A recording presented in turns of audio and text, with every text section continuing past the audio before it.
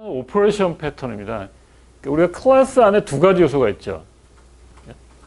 어떤 데이터라는 요소하고 오퍼레이션이라는 요소가 있죠.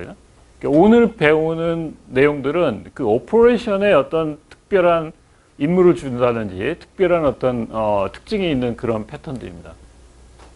그래서 템플릿 메소드, 상태, 그다음에 스트래티지. 그러니까 오퍼레이션 안에는 우리가 뭐가 들어가 있죠? 오퍼레이션 안에 어떤 알고리즘들이 들어가 있죠, 그죠? 뭐 그 데이터를 가지고 클래스 안에 있는 데이터를 가지고 어떤 걸 우리가 조작할 때 그런 조작하기 위한 여러 가지 알고리즘이나 이런 서비스나 이런 내용들이 클래스 안에 들어가 있습니다.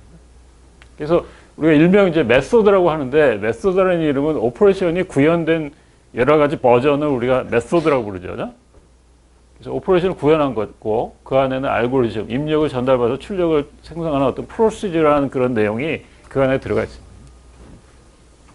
그래서 일반적으로 우리가 오퍼레이션 그러면 그 클래스 안에 있는 데이터를 뭔가 조작하는 그런 내용들이 들어가 있는데 그런 걸 넘어서 일반적인 그런 클래스 안에 뭐 우리가 뭐 get 한다든지 뭐 set 한다든지 또는 뭐 어떤 조건을 묻는다든지 이런 거를 벗어나서 조금 특수한 임무를 부여시켜주는 그런 것들이 여기에 있는 오퍼레이션 패턴입니다.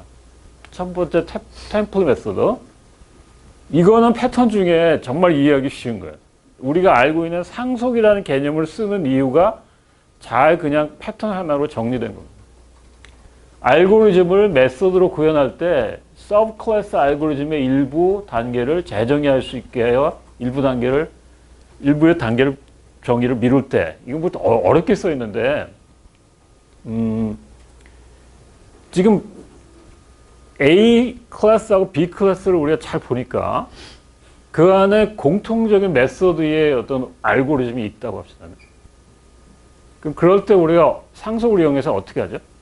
공통적인 메소드의 구현 부분을 끌어서 위로 올리죠, 그죠? 그래서 공통된 부분을 우리가 슈퍼 클래스에 정의하고 차이 나는 부분만 서브 클래스에 정의하는 게 우리가 상속 개념이죠.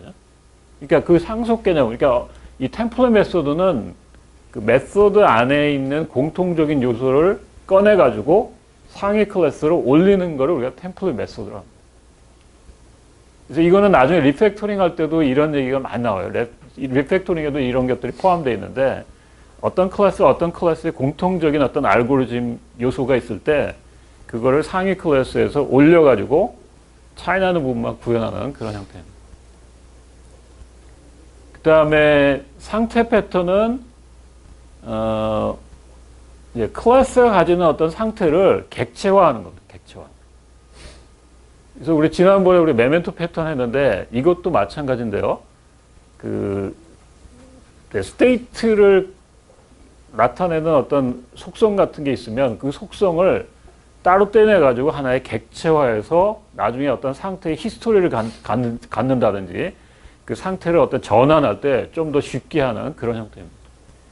보통의 우리가 상태 패턴을 안 쓰면 어떤 상태를 나타내는 속성 값을 우리가 체크해가지고 어떤 상태에서 해야 될 일들을 해주고 그 다음에 다른 상태로 전환하게 하고 이런 게 한 프로시저 안에 전부 다 나오거든요.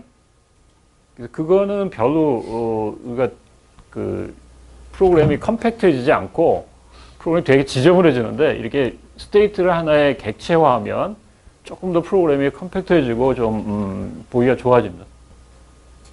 그 다음에 스트레치지 패턴은 이거는 예전에 뭐 잠깐 브릿지 패턴 같은 거 우리가 모양을 봤는데 그거하고 비슷하지만 요거는 구현을 교체 가능하도록 오퍼레이션을 캡슐하는 거.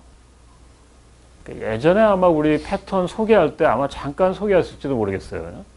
그러니까 추상적인 부분이 있고 그걸 구현하는 부분이 있다면 그 구현하는 부분에 대한 거를 상속을 이용해서 정해서 여러 가지 다른 구현이 있을 때 그거를 이제 마치 그 바꿔 끼는 형태로 만드는 알고리즘의 A 버전, B 버전, C 버전 있을 때 우리가 알고리즘을 돌리는 그런 클래스가 있다면 그 클래스가 알고리즘 A를 선택할 수도 있고 B를 선택할 수도 있고 폴리모피즘으로 그런 형태가 스트레치 패턴입니다. 이 세 개 중에 아마 스트레치 패턴 같은 건 굉장히 골격을 이루는 중요한 패턴이고요. 그 다음에 템플릿은 뭐 가끔 쓰이지만 굉장히 기초적인 거고, 상태 패턴은 좀 특수하게 쓰이지만 만약에 인베이스 시스템으로 우리가 구현한다. 그러면 이 상태 패턴이 거의 골격이 되는 그런 시스템이에요. 패턴입니다. 자, 템플릿 메소드. 예, 여기 예제가 어떤 프로그램을 구현할 때 보니까 구현이 조금씩 다른데 기본 골격은 비슷한 경우가 있어요. 예를 들면 뭐 이런 클라이언트 쪽에 이런 뭐 어떤 언어나 이런 주고받는 메시지 내용이 조금 다를 뿐 그 서버에 전달하는 어떤 프로토콜은 똑같다. 그러면 여기 클라이언트하고 서버 사이에 전달되는 어떤 공통적인 내용은 따로 묶어서 위에다 올리고 특수한 것만 이제 그 프리미티브하게 서브 클래스가 가지고 있도록 하는 그런 형태입니다. 그래서 여기 지금 1, 2, 3, 4 뭐 이런 내용은 다 똑같고 여기에서 다른 부분만 어디에다가 따로 구현하자는 얘기죠. 그죠? 자, 여기 지금 앞에 있는 그 예제를 HTTP 클라이언트도 지금 비슷한 일들을 하고 있어요. 그리고 SMTP 클라이언트도 비슷한 일을 하고 있어요. 그리고 다른 일들은 요 밑에 있는 것만 좀 다르다는 거죠. 그죠? 이런 경우에 이제 이런 것들을 하나 위로 올려가지고 하나의 슈퍼 클래스에서 그런 것들을 정해주고 그 다음에 여기 있는 것들은 그 서브 클래스로 하면 나중에 우리가 프로그램이 굉장히 일반적이 돼요. 그죠?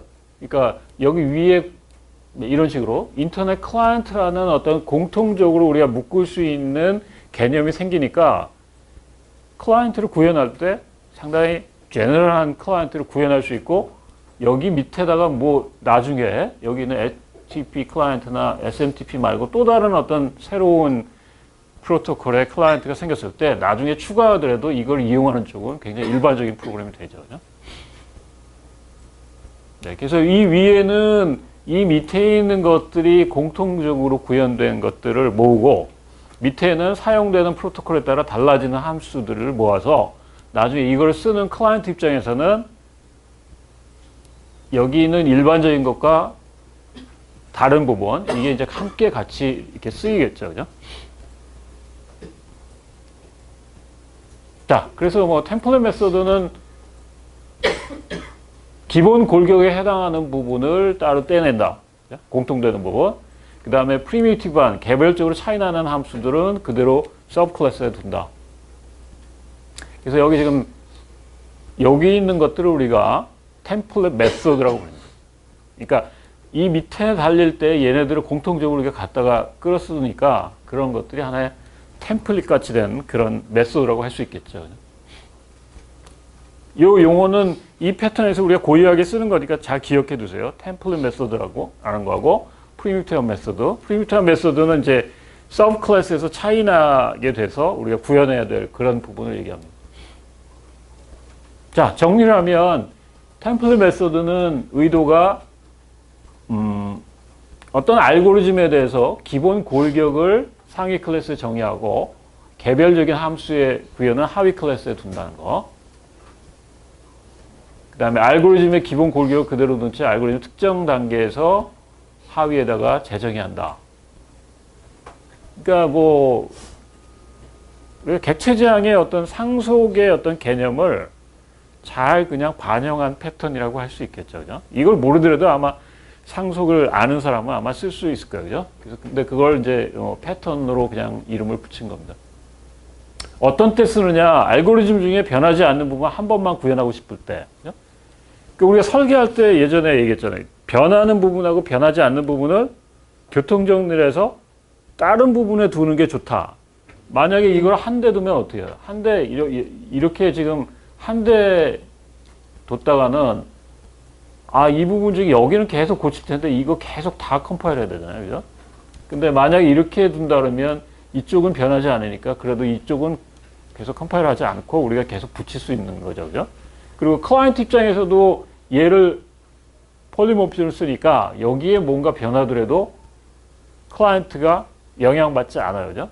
그래서 영향받는 부분하고 영향받지 않는 부분을 정리하기 위해서 굉장히 좋은 패턴이 될 수 있습니다. 상황에 따라서 변하는 부분을 하위에 넣고 중복을 막기 위해서 하위 클래스의 공통적인 부분을 추출해서 하나를 위로 올린다는 거. 하위 클래스를 확장하고 싶을 때는 상위 부분을 지금 여기서 이제 여기에서 뭔가 확장하고 싶을 때는 여기 또 하나 뭐 확장해도 되고, 그 다음에 여기에 있는 거는 얼마든지 우리가 바꿔도 괜찮죠. 그죠? 그렇지만 이런 여기에 있는 공통적인 부분은 이걸 바꾸면 이제 그 우리 템플 메소드에 적용하는 그런 의의가 없어져요. 그죠? 처음부터 잘 정리해서 바뀔 부분, 바뀌지 않을 부분을 나눈다는 거. 구조는 잘 기억해 두세요. 앱셋 클래스, 변하지 않는 템플 메소드를 쭉 정의하고, 그 다음에 프리미티브한 메소드를 정의하는데, 이런 식으로 지금 프리미티브한 메소드 여기에는 앱스트랙트한 펑션으로 구현이 없이 그냥 정의만 하고, 서로 다른 새로운 구현은 여기 밑에다 둘 수도 있어요. 그냥? 그러니까 분명히 프리미티브한 메소드는 여기서 알고리즘 다르게 가는 거죠. 그죠? 뒤에 잠깐 우리 뭐 나중에 나올 텐데, 예제로 뭐 공통적인 게 있는데, 여기에 이런 것만 바뀌는데, 그거에 대한 오퍼레이션은 우리가 같은 이유로 만드는 게 좋겠죠. 폴리모피즘 이용하려면. 그 패턴 문제를 내면 되게 좀 응용 문제로 내면 어렵잖아요. 그래서 기말 시험 낼 때는 조금 좀 쉽게 하기 위해서 이 패턴 구조 자체를 좀 쉬운 것들은 좀 알고 있으면 좋겠다. 그래서 이걸 쓰는 것도 있으니까 조금 암기 같지만 그래도 템플 메소드 적용하려면 이런 거는 머릿속에 들어가 있어야 되잖아요. 그죠? 그래서 이런 것도 조금 냈으니까 너무 적용하는 문제만 생각하지 말고 좀 기본적인 것도 공부를 해두세요. 내가 수업 시간에 이렇게 문제를 이미 다 냈기 때문에 힌트를 많이 주니까 빠지지 말고 일찍 오세요. 네? 자, 그 다음에 템플릿 메소드. 참여하는 요소는 앱스트랙트 클래스. 그 다음에 콘크리트 클래스. 앱스트랙트 클래스는 위에 공통적인 템플릿 부분을 구현하거나 정의한 거죠. 그죠? 그 다음에 밑에 있는 콘크리트는, 다른 부분만. 그죠? 그래서 확장된 부분도 여기에 있는 콘크리트 클래스에 해당되고, 콘크리트 클래스를 우리가 만약에 쓴다고 그럴 때, 메소드 안의 알고리즘이 이제 앱스트랙트한 거의 구현을 통해서 공통적인 거 구동하고, 그 다음에 이제 프리미티브한 것들이 이제 구동되겠죠. 그래서 어떻게 보면 우리 오늘 마지막에 얘기하는 스트레치 패턴하고 목적은 비슷할 수 있어요. 근데 좀 다른 방법으로 쓰는데, 알고리즘이 A가 있고 B가 있고 C가 있는데 내가 필요에 따라서 A를 쓸 수 있고 B를 쓸 수 있고 C를 쓸 수 있을 때 얘도 마찬가지로 그거를 잘라줘요. 조금씩 다른 어떤 알고리즘을 공통적인 걸 묶어서 그 다음에 A, B, C의 차이 나는 부분이 서브 클래스로 내려가서 이제 서로 다르게 적용되는 거고, 스트레치 패턴은 상속이 아니라 그거는 위임을 이용해서 하는 겁니다. 그건 조금 이따 나중에 좀 보기로 하겠습니다. 자, 그래서 템플릿 메소드 이용하면 코드를 우리가 중복해서 쓸 필요 없죠. 아까 우리 템플릿 메소드에서 재사용하는 것들을 묶어놨기 때문에 계속 상속을 받으면 다시 이용할 수 있어요. 그 다음에 요거 일반적인 상속의 경우에 하위 클래스가 상위 클래스 함수를 호출하는 데 반해서 템플릿 메소드는 상위가 하위를 호출한다. 보통 우리가 이제 그 상속을 쓰면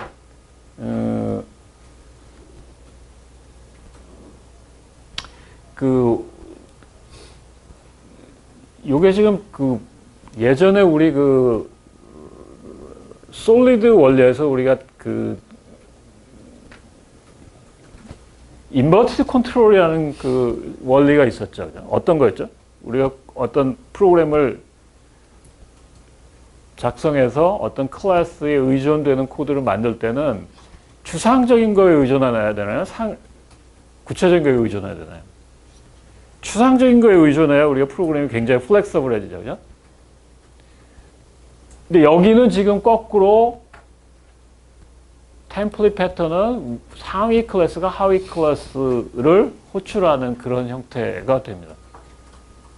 그러니까 요거는 이제 그런 원리에 좀 반대되는 건데, 그거는 할 수 없이 알고리즘을 우리가 잘라가지고 공통적인 부분을 우리가 구현하고 그 공통적인 부분이 결국은 차이나는 부분을 구동할 수밖에 없기 때문에 원래 우리가 얘기했던 그런 그 추상적인 거에 의존하라는 거하고는 조금 다르게 그렇게 구현이 됩니다.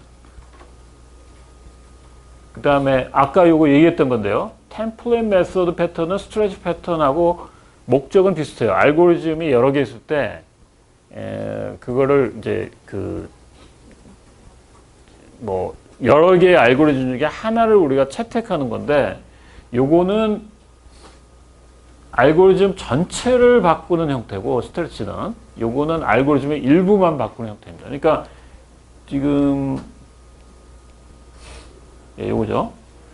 그러니까 알고리즘이 지금 요게 하나의 알고리즘이고 요거에 하나의 알고리즘이죠.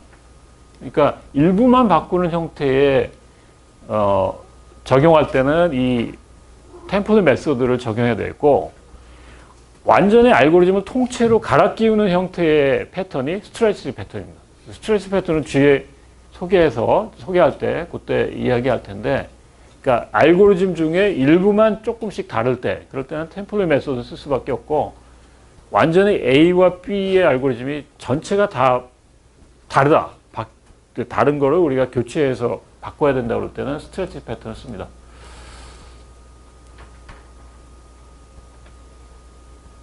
네, 그 다음에 템플릿 메소드 객체 생성할 때 종종 팩토리 메소드를 호출한다. 이건 뭐 여기 템플릿 메소드에서 이런 거 호출할 때, 이런 걸 객체로 만들 때 이제 경우에 따라서 이제 런타임에 얘가 만들어질 수도 있고 얘가 만들어질 수 있으니까 구체적인 생성자를 부르지 않고 팩토리 메소드를 하나 만들어서 걔한테 요거 만들어줘, 요거 둘 중에 하나 만들어줘라고 우리가 호출하면 되겠죠.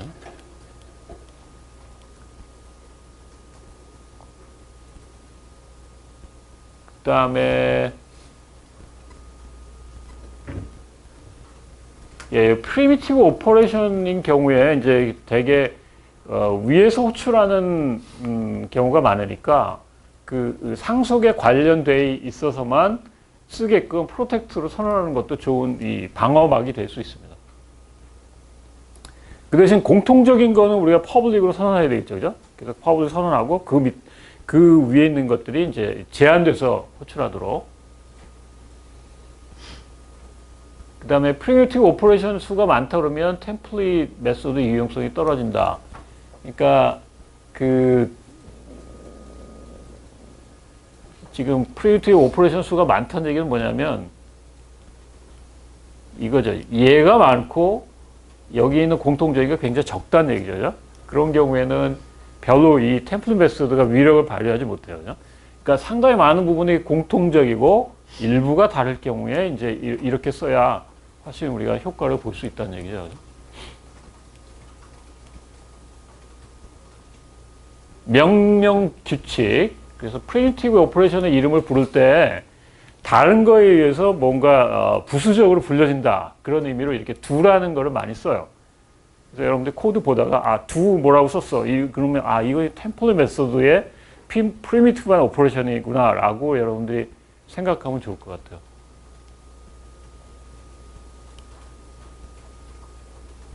자, 그래서 템플릿 메소드의 샘플 코드는 아까 우리 예제로 들었던 그냥 인터넷 클라이언트인데 여기 있는 것들이 지금 공통적으로 지금 구현된 것들이죠, 그죠? 그래서 여기 보면 do 서비스 안에 여기 뭐 send request라든지 receive response라든지 이런 것들이 있는데 얘네들이 지금 프리미티브한 것들이에요. 나중에 달라질 부분들이에요. 그리고 여기는 뭐 connect search 그다음에 뭐야? 이 부분도 지금 같은 공통적인 부분이고 이 안에서 지금 뭔가 뭐 이 프리미티브한 것들 부르는 경우가 있는데 하여튼 네, 그래서 인터넷 클라이언트 안에 여기 지금 이건 C++로 되어 있는데요. 커넥트 서버가 요 안에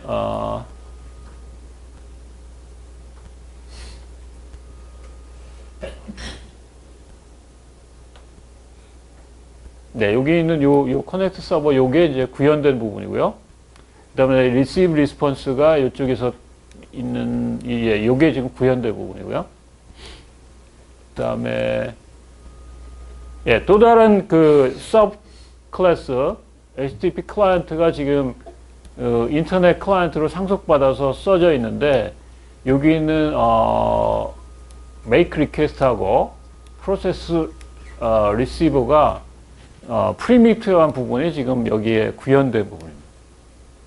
그 다음에 SMTP 클라이언트도 마찬가지로 그 부분이 자기 고유한 알고리즘이 여기 구현된 부분이고, 그래서 클라이언트 입장에서는 지금 여기 우리가 호출할 때 두 서비스를 호출하는데 두 서비스가 지금 위에 공통적으로 묶여진 두 서비스의 이 공통적인 부분하고 거기서 지금 부르는 부분이 다르게 돼 있죠, 그죠? 그래서 여기 지금 부를 때는 HTTP 클라이언트를 불렀으니까 그 HTTP 클라이언트에 해당되는 이 부분이 아마 make request하고 이 부분이 호출될 겁니다.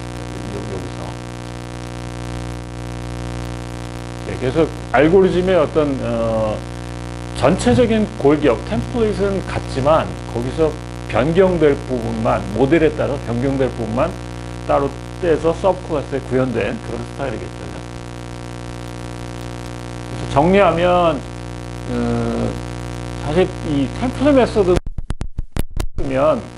구현은 안 했지만 그 안에 뭔가 공통적인 부분을 묶었기 때문에 사실 그 템플릿 메소드가 적용됐다고 할 수 있는데 이제 그 정의만 있는 게 아니라 추상 클래스에서 일부 공통적인 게 구현이 돼 있으면 그거는 다 템플릿 메소드라고 할 수 있겠죠.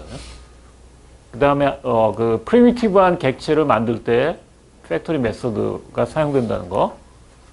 그 다음에 이제 이 알고리즘이 여러 개일 때 그걸 구현하는 방법이 공통적인 게 있는 경우는 이 템플릿 메소드고, 공통적인 게 없이 ABC가 그냥 완전히 대치돼서 하나가 그 알고리즘 전체가 다른 거를 우리가 이용할 때는 스트레치 패턴을 이용하고, 요거는 조금 상속이 아니라 위임 형태로 되어 있습니다. 자, 거기까지 혹시 질문 있나요?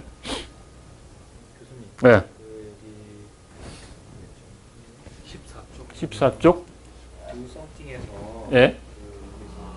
두 썸띵 보니까 그 공통적인 요소 같은데요. 네. 앞에 명령 규칙에 두를 붙이는 거는 프리미티브한 메소드. 아, 그렇죠.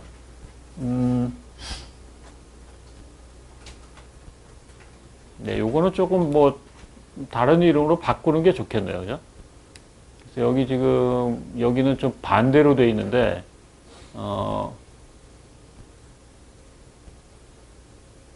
예, 요 명령 규칙이 사실은 많이 쓰이는 것들이거든요. 근데 지금 얘기한 것처럼 반대로 지금 템플릿 메소드가 지금 두 월로 돼 있는데, 요거는 조금 명령 규칙 얘기한 거하고 조금 다르게 돼 있네요, 그죠? 그러니까 되게 우리가 메인이 되는 것들이 뭘 이렇게 시킬 때 그 서브가 되는 걸 우리가 앞에 두라고 이렇게 붙이거든요. 그래서 여기서는 지금 얘기한 것처럼 여기 밑에 쓰이는 뭐 이런 샌드 리퀘스트 뭐 이런 것들이 조금 그런 두라는 걸로 쓰면 훨씬 더 프리미티브한 거라고 우리가 알 수 있을 것 같아요. 다른 질문 있나요? 이게 되게 올드한 그 책에서 가져온 거라 가지고 조금 좀 별로 마음에는 안 드는데 하여튼 예전에 좀 간단해서 예를 들었습니다. 자, 두 번째 패턴은 상태 패턴인데요. 보통 우리가 그 state라는 거를 되게 이제 그 어떤 클래스 안에 있는 데이터로 우리가 속성으로 표현을 해요. 그러면 우리가 가지고 있는 뭐 휴대폰의 상태다. 이게 전화가 오고 있는 상태인지 전화를 걸고 있는 상태인지 아니면 아이들한 상태인지 이런 거를 뭐 휴대폰을 컨트롤하는 어떤 클래스가 그 state라는 이름으로 가지고 있겠죠. 그죠? 여기 뭐 우리가 네트워크 프로그램을 짜더라도 마찬가지예요. 그죠? 네트워크 프로토콜의 어떤 구현을 위해서 지금 TCP 커넥션이 지금 클로즈한 상태, 에스터블리시 된 상태, 리슨한 상태, 뭐 각 상태에 따라서 다른 일들을 해줘요. 그죠? 그리고 상태의 일들을 끝난 다음에는 분명히 다음 상태는 어디로 가라. 뭐 그런 상태의 전환이 요 밑에 있겠죠. 그죠? 그래서 보통 이렇게 프로시저 형태로 우리가 구현을 해요. 이렇게 되면 이제 어떤 문제가 있냐면 코드가 우선 지저분해지고, 그죠? 그 다음에 어떤 상태에 대한 게 더 늘어났다. 확장성이 별로 없어지죠. 그리고 코드를 읽는 것 자체는 이거는 뭐 상대적인데 내가 상태 패턴을 모른다. 그러면 이게 읽기가 쉬워요. 상태 패턴을 모르면 상태 패턴으로 적혀진 코드는 되게 이해하기가 어려워요. 근데 스테이트 패턴을 아는 사람은 뭐 이거는 뭐 잘 이해할 수 있지만 스테이트 패턴을 아는 사람은 훨씬 프로그램이 간단해지고 더 컴팩트해지는 그런 거를 우리가 볼 수 있습니다. 그래서 함수 내에 단순한 어떤 상태 변수 값으로 어떤 그 체크를 해가지고 각각 상태에 따라 다른 계산을 하는 그런 형태로 우리가 프로그램 하게 되죠. 자, 근데 스테이트 패턴은 조금 그거를 지금 TCP establish나 TCP close, TCP listen이 아까는 TCP라는 어떤 네트워크 커넥션의 state라는 속성이었는데 그거를 떼내가지고 TCP state라는 클래스 밑에 있는 서브 클래스로 만들고, 그죠? 그 다음에 이 객체가 어떤 시스템에 지금 이 TCP 커넥션하는 네트워크 시스템의 상태가 어느 상태인지 가리키는 거는 이 세 개의 객체 중에 하나를 가지게끔 만든다는 거죠.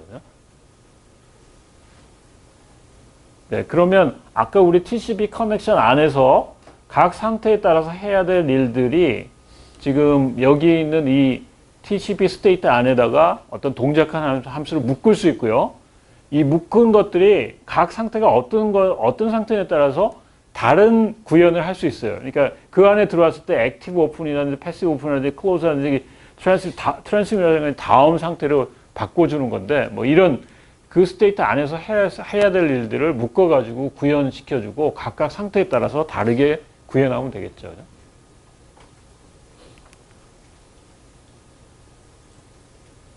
그래서 지금 상태 패턴을 쓰는 거는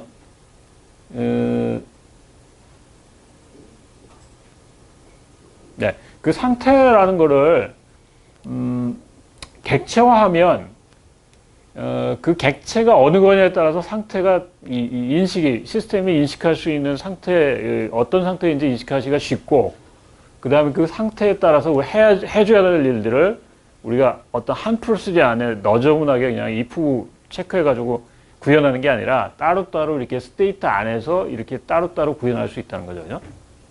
그러니까 여기 있는 것처럼 지금 여기 너저분하게 이렇게 스테이트를 물러가지고 이렇게 돼 있던 이 스테이트 안에 들어갔을 때 해야 될 여러 가지 일들이 여기 보면 어떤 스테이트, 클로즈 스테이트 안에 또는 에스터블리시 상태 안에 이 상태 클래스 안에 이제 들어가게 된다는 거죠.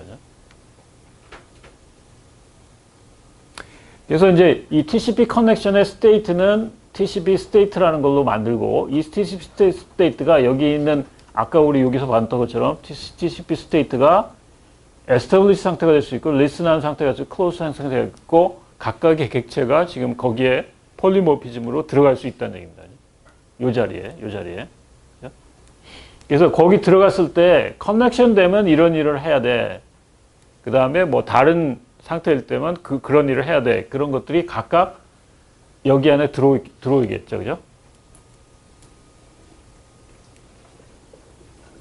그래서 우리가 스테이트 패턴을 쓸 때는 기존에 있던 그 스테이트에 따라서 어떤 컨트롤을 달리 해줘야 되는 그런 프로시저가 다 이렇게 조각조각 나가지고 각 상태 안에 포진하게 됩니다. 그리고 요 맨 밑에는 이제 요 상태에서 일이 끝나면 다음 상태로 가라는 문장이 나올 텐데 그게 바로 여기 있는 트랜짓이라는 메소드 안에 집어넣어서 이 커넥션 상태 다음으로는 어떤 상태로 가라는 거를 여기다 구현시켜 주면 되겠죠. 그죠?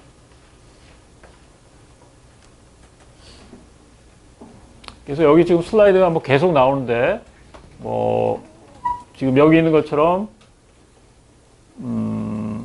객체의 상태가 변화되는 거는 TCP 커넥션 안에 지금 스테이트가 있는데 여기 있는 스테이트가 어느 거냐에 따라서 만약에 얘가 뭐 TCP 클로즈 상태가 그러면 클로즈 상태에 아마 액티브한 오픈 얘가 호출돼서 쓰이겠죠. 그죠?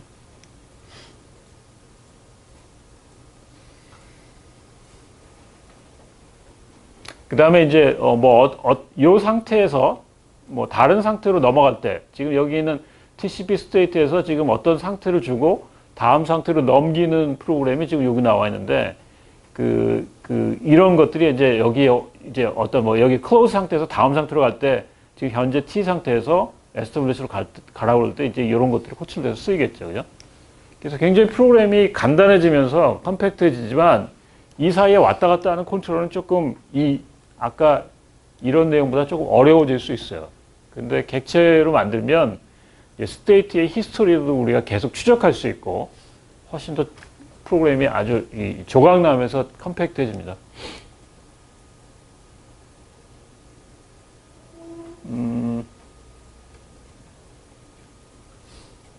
예, 지금 스테이트 객체가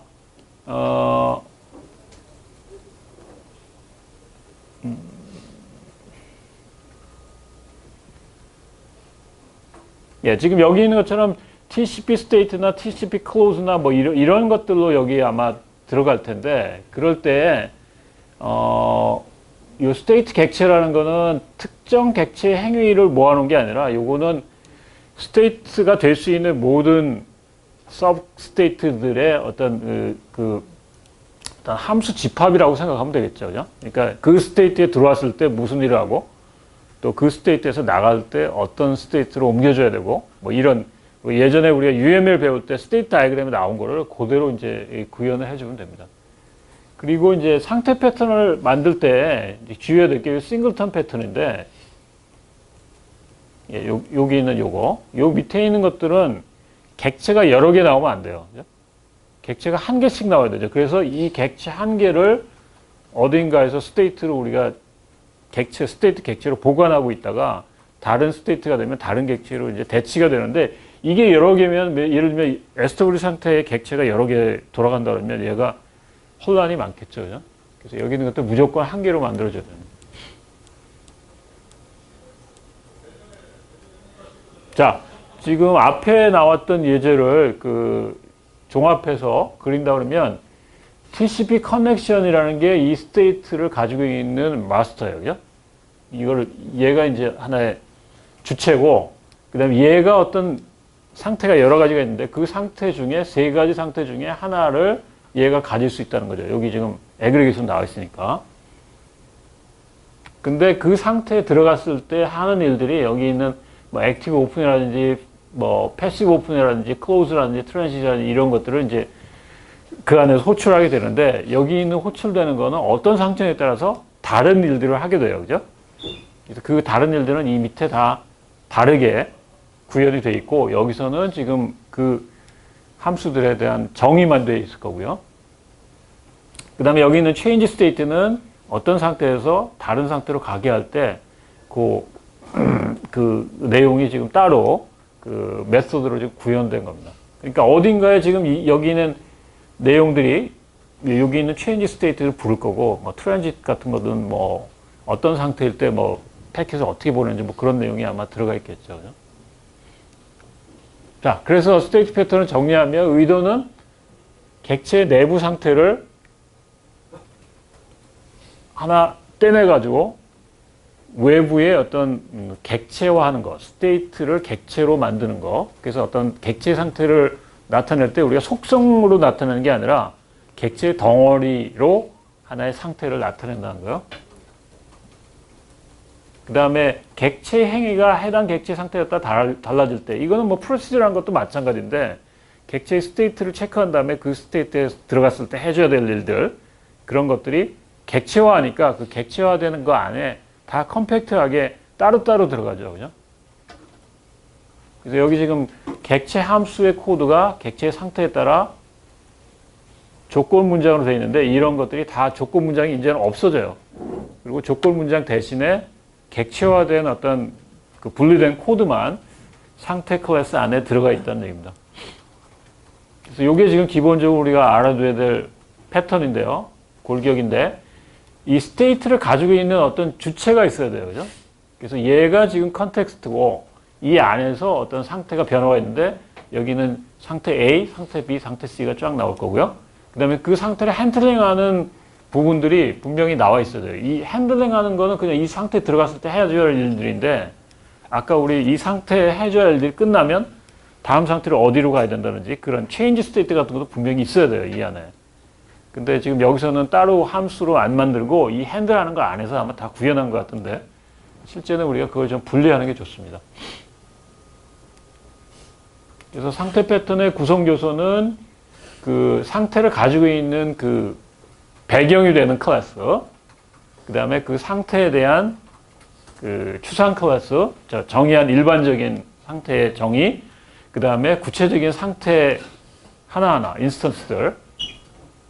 그래서 어떻게 협동하느냐, 그거는 컨텍스트가 어떤 상태냐에 따라서 그 상태에서 해줘야 될 일들을 어떤 공통적인 메소드 이름을 가진 핸들러한테 넘기는 거죠. 그죠? 그러면 그 앞에 객체가 상태로 되어 있으니까 핸들러 앞에 있는 상태 객체에 따라서 다른 처리를 해줄 거예요. 그죠? 그 다음에 이렇게 되면 여기 있는 이 컨텍스트 객체가 별로 할 일이 없어요. 그러니까 그 컨텍스트 객체는 초기화하는 것 이외에는 상태의 어떤 변화에 대해서 개입하지 않아요. 그죠? 그러니까 지금 여기 있는 얘가 일단 여기 있는 스테이트 핸들러한테 딱 맡기면 여기 있는 스테이트가 얘가 될 수도 있고 얘가 될 수도 있고 얘가 될 수 있고 막 얘가 변하죠. 그죠? 그러니까 여기 있는 게 굉장히 일반적으로 쓰이니까 여기서는 별로 따로 if 문장 써가지고 막 체크할 필요가 없다는 얘기죠. 그래서 상태 패턴을 쓰면 상태 안에서 해야 될 여러 가지 고유한 일들이 굉장히 스테이트 안에 로컬라이즈 하게 되죠. 그죠? if 문장 길게 썼던 거를 다 상태별로 잘라가지고 다 클래스, 상태 클래스 안에 집어넣는 거죠. 자, 여기 상태 조건에 따라서 다중 if 문장으로 구성된 그런 코드가 안 되고 심플한 함수가 된다. 앞으로 여러분들 프로그램 짤 때 if 문장, 스위치 문장이 많이 나온다. 이거는 뭔가 프로그램이 융통적이지 않다는 거 좀 기억했으면 좋겠어요. 우리가 객체장을 많이 쓰면 쓸수록 폴리모피즘이 되기 때문에 if나 스위치 별로 안 쓰고도 이런 식으로 만들 수 있다는 얘기죠. 그죠? 상태 변환을 외부에 노출한다.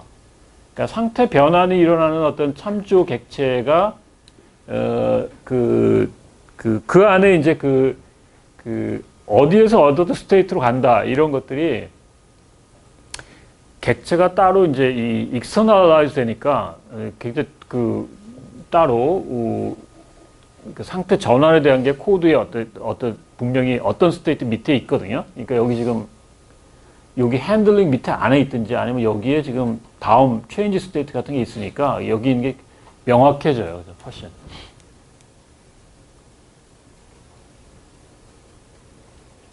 그 다음에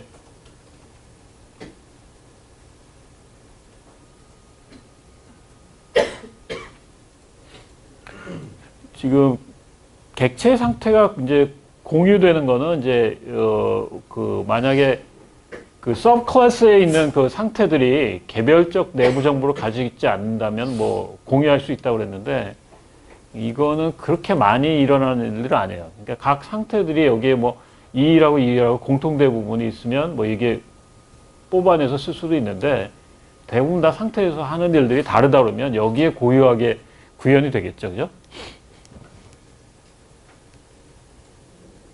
그래서 구현에서 우리가 생각해야 될 몇 가지 문제. 상태 전환은 누가 하는 거죠? 컨텍스트가 해줘야 되나요? 아니면은 컨크리트한 스테이트에 있는 게 해주는 게 좋은가요? 컨크리트한 스테이트가 가지는 게 좋아요. 왜냐하면 각 상태가 끝난 다음에 다음 상태가 정해져 있거든요. 근데 그거를 컨텍스트에서 여기서 다 핸들링 하다 보면 여기에 if 문장이나 스위치 문장이 또 많이 들어가야 돼요. 그죠? 그러니까 그런 장점을 우리가 가지기 위해서 이 스테이트 패턴 쓰는 거니까 가능하면 상태의 전환은 여기 있는 구체적인 컨크리트한 스테이트가 가지는 게 좋고, 우리가 보통 UML 다이어그램 그리다 보면 이 스테이트 다음에 다음 나오는 게 분명하잖아요. 그죠? 디터미니스틱 하잖아요. 그죠? 그래서 그렇게 하는 게 좋고요. 그 다음에 혹시 다음 상태에 대한 게 너무 복잡하다. 그러면 테이블로 만들어서 그 테이블을 찾아가지고 이 스테이트일 때 다음 입력이 뭐가 들어오면 다른 상태로 간다. 이런 것들을 표로 만들어서 우리가 그 표를 액세스해도 좋습니다. 그래서 이거는 이제 뭐 속도의 문제나 뭐 이런 것들이 있지만 장점이 우리가 나중에 메인테너스하고 사람 이해하기는 훨씬 쉽죠. 이거는 코드가 전부 컨크리트한 스테이트 안에 막 나눠져 들어가 있기 때문에 한목에 볼 수 없잖아요. 그죠? 그래서 나중에 고친다든지 이럴 때 이게 훨씬 더 좋을 수도 있어요. 그 다음에 상태 객체의 생성과 소멸은 이거는 컨텍스트 객체가 해주는 것보다 아예 시스템이 시작될 때 해주는 게 좋아요. 그죠?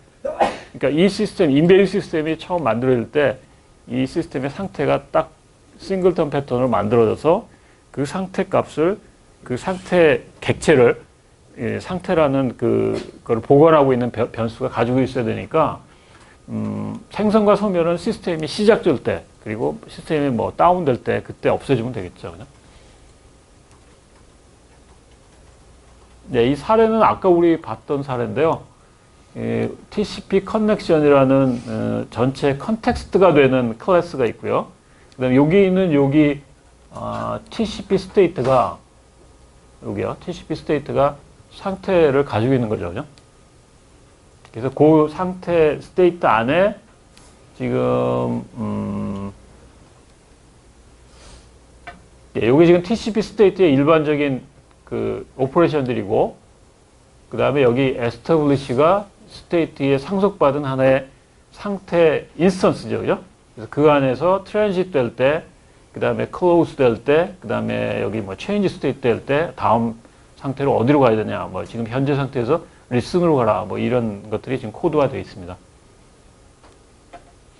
그 다음에 close 된 상태에서는 이런 일들을 해주고, 그 다음에 다음 상태는 지금 establish로 가고, 그 다음 listen은 다음 상태로 establish로 가고,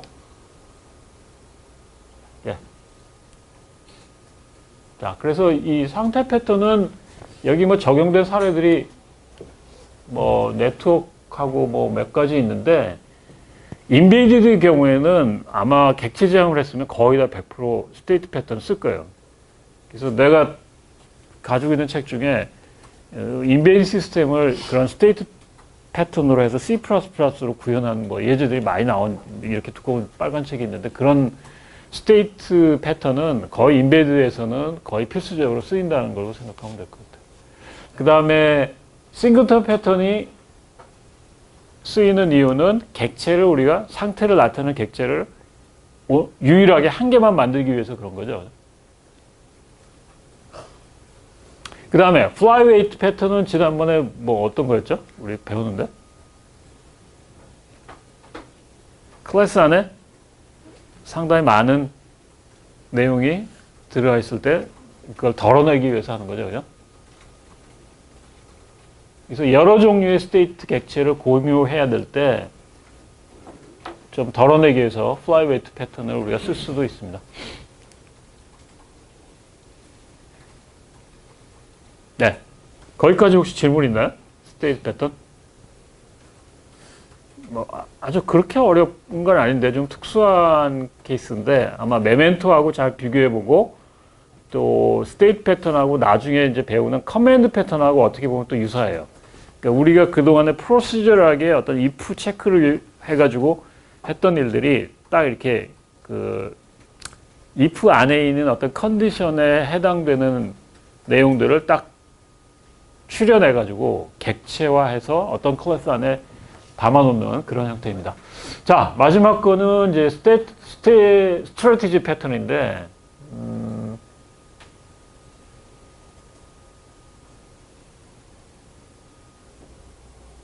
예, 여기 지금 새로운 요구를 다루는 방법이다. 그러니까 예전에 우리 그 요구라는 게 변할 가능성이 많고 그 변하는 요구를 다루는 방법이 뭐라고 그랬죠? 그렇죠. 변할 부분과 변하지 않을 부분을 잘 나눠서 변하지 않을 부분은 가능하면 추상적인 거에 모으고 변하는 부분은 구체적인 게 모으라는 거죠. 그죠? 장기적으로 오는 재앙이 서브 옵셔널 디시전이 계속 이어지기 때문이다. 여기 뭐 데스크탑 파일링 시스템 뭐 이렇게 했는데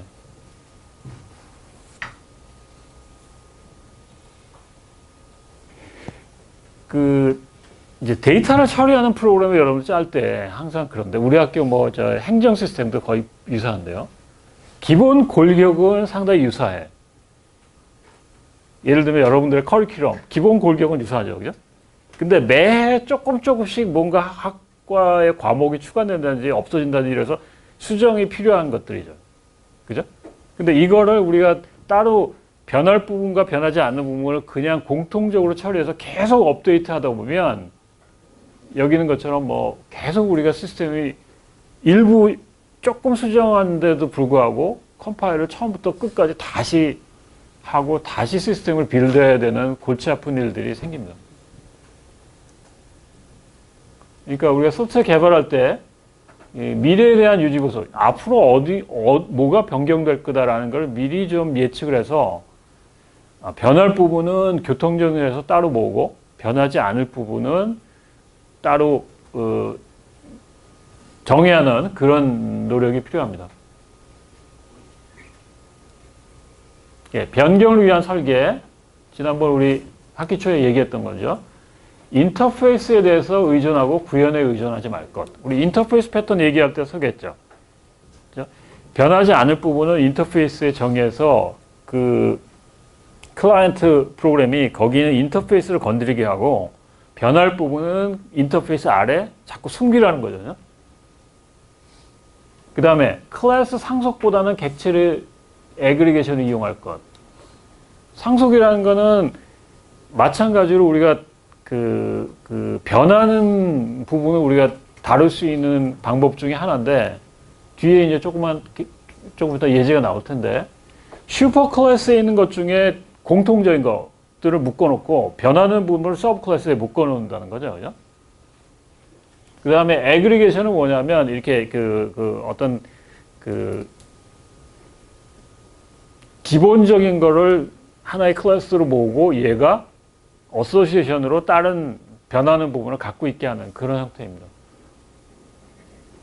그래서 요거는 뒤에 한 개의 예를 보여주면서 이걸 상속을 이용했을 때, 그 다음에 위임을 이용했을 때 어떻게 다른지 그걸 좀 설명하고요. 그 다음에 설계 변할 부분을 잘 고려하라. 변하는 개념을 잘 캡슐화해서 인터페이스로 불러라. 뭐 이런 것들이 중요한 우리가 변경을 다루는 방법입니다. 자, 예를 한번 들어보죠. 지금 뭐 인터넷 쇼핑으로 여러분들 외국에서도 뭐 많이 물건을 구입할 수 있는데 국제적으로 우리가 뭐 쇼핑몰을 이커머스를 운영한다고 그래요. 그래서 여기 지금 컨트롤러 객체가 있고 뭐 판매 요청 같은 걸 처리하는, 그다음에 얘는 이제 주문을 처리하는 쪽이에요. 그죠? 그래서 그걸 여러 국가에서 처리한다 그러면 각 나라마다 세금을 정하는 방법이 조금씩 다르다고 합시다.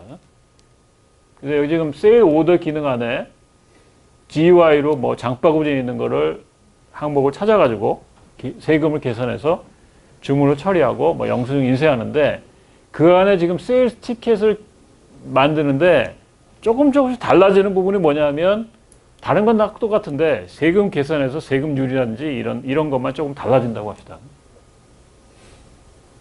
그러면 그 달라지는 주문에 대한 세금 처리가 달라지는데 이게 뭐 아까도 얘기했지만 if 문장으로 쫙 줘서 뭐 국내일 때 또는 뭐 해외 어느 나라일 때 뭐 이렇게 세금이 달라진다고 그럴 때 이런 식으로 뭐 함수 포인터를 이용하든지 뭐 변수를 이용하든지 해서 그 체크를 해가지고 구현하는 방법이 있는데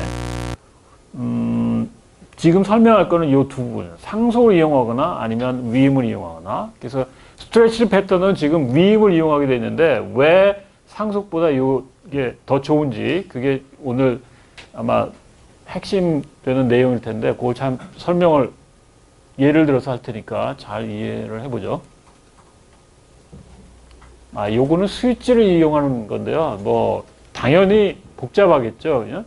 여기 지금 스위치 문장을 써가지고 어디서 어느 나라에서 지금 팔았냐에 따라서 US, 캐나다에서 텍스 룰이 달라질 거고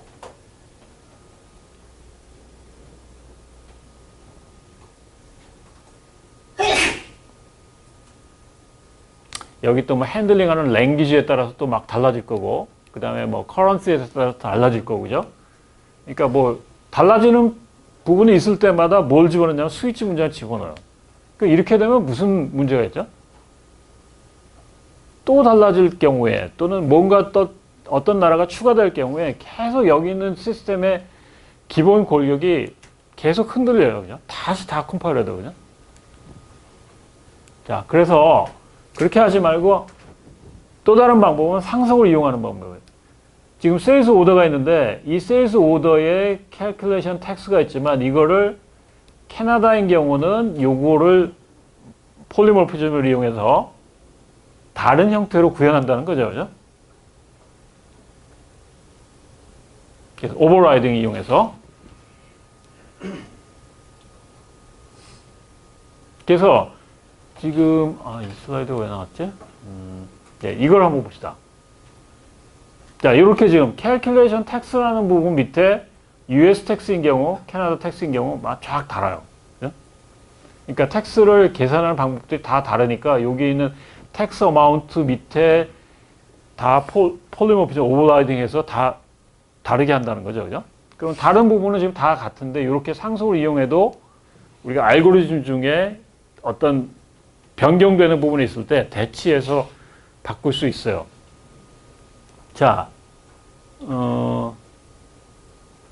이렇게 하는 경우에 지금 여기 지금 어떤 세일즈 처리하는 부분이 있고 전체 중에 세일즈 오더를 처리하는 부분 중에 지금 캘큘레이션 텍스 지금 했는데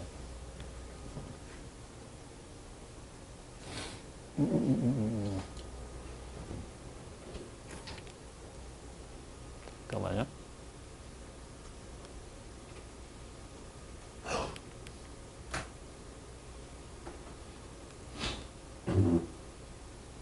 네, 지금 여기 명확하게 좀 그 대비가 안 돼 있는데, 네, 하여튼 우선은 지금 스텝 1은 새로운 요구를 여기에 지금 따로따로 달고, 그 다음에 얘를 이용하는 세일즈 오더 부분을 지금 여기 있는 애그리게이션으로 단다는 거죠. 그죠? 그 얘기는 뭐죠? 지금 여기 있는 세일즈 오더가 얘네들을 다룰 때 필요하면 얘를 붙일 수도 있고, 필요하면 얘를 붙일 수 있다는 얘기죠. 그러니까 알고리즘이 지금 텍스를 구하는 알고리즘이 US하고 캐나다가 다를 때 여기는 애그리게이션을 통해서 얘가 지금 여기 있는 객체를 알고 있으니까 이 객체 중에 지금 폴리모피즘으로 이것이 들어갈 수도 있고 얘가 들어갈 수도 있다는 얘기죠. 그러니까 나중에 이제 우리가 그 여기 있는 텍스트 컨트롤러가 세일즈 오더를 부를 때 세일즈 오더의 캘큘레이션 텍스 안에서 지금 여기 있는 캘큘레이션 텍스 객체를 US 텍스로 부를 수도 있고 캐나다 텍스로 부를 수도 있다는 얘기입니다.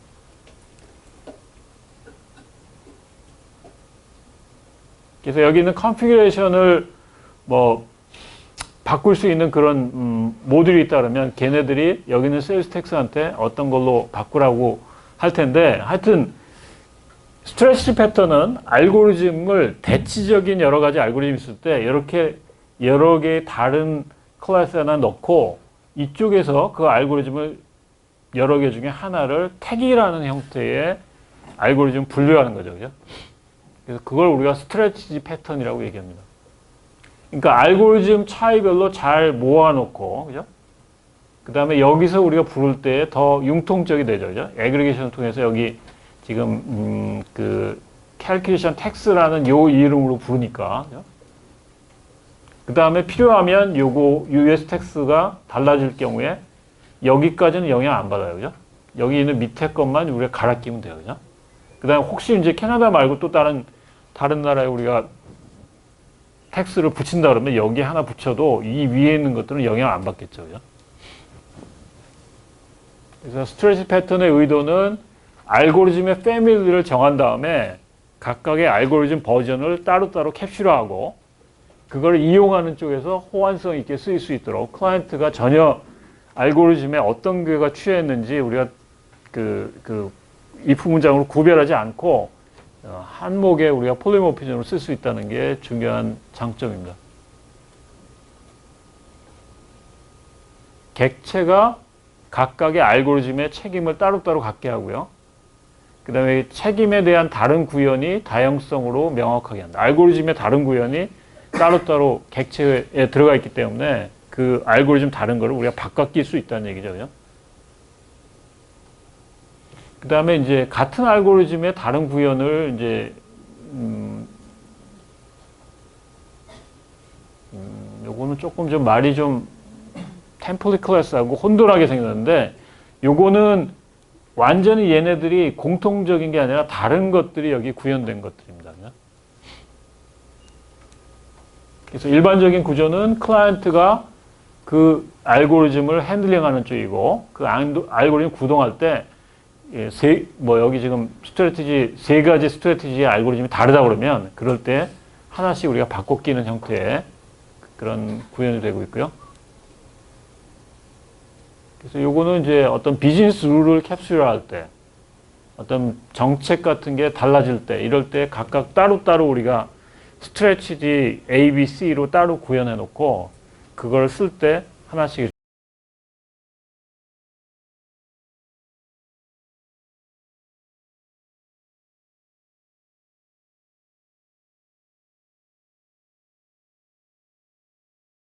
했는데 혹시 질문 있나요?